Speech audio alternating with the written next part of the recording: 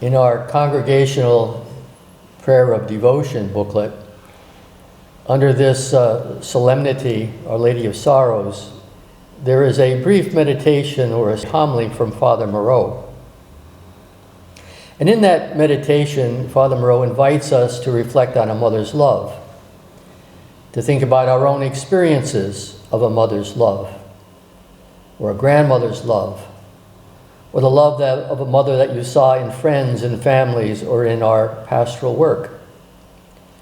And to reflect on that love as both tender and strong, as courageous and even heroic, and to think and to drink deeply of that experience of a mother's love. Recently, one of our members here in the local community, Father Thomas Gomes, shared with us a picture of his sister on her deathbed and with her mother beside her. And we recognized immediately the pathos of that scene, of a mother caring deeply, deeply for the child. And then Father Moreau asks us to turn our gaze from our human experiences of a mother's love to Mary standing at the foot of the cross, and Jesus telling the beloved disciple, "Here is your mother." And by extension, here is our mother. And that not only do we have mothers here on planet Earth, but we have Mary as the mother who cares deeply, deeply for each and every one of her adopted children. That we are cared for by Mary as well, and to turn to Mary in our needs, for there's somebody who cares deeply for us. And we think back in the second chapter of John's Gospel of the miracle or the sign of turning the water to wine, when Mary recognizes that the wine is running out, but she does not know that Jesus' time has not come. She only knows that if you do what Jesus says, everything will be okay.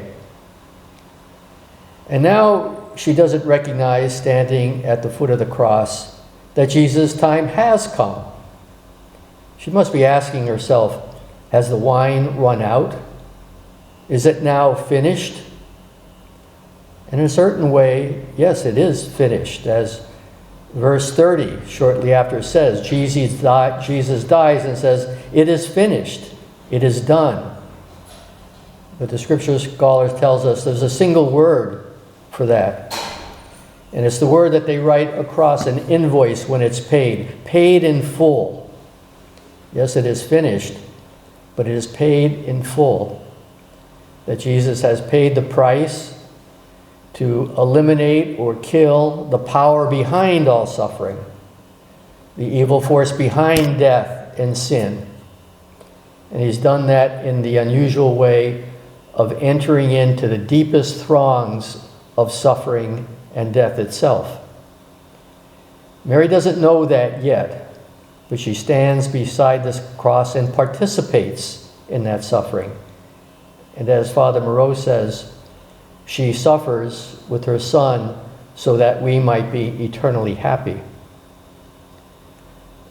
May we reflect on what it means to have a mother's love for us and to go often to Mary in our times of sorrow and ask for her intercessions.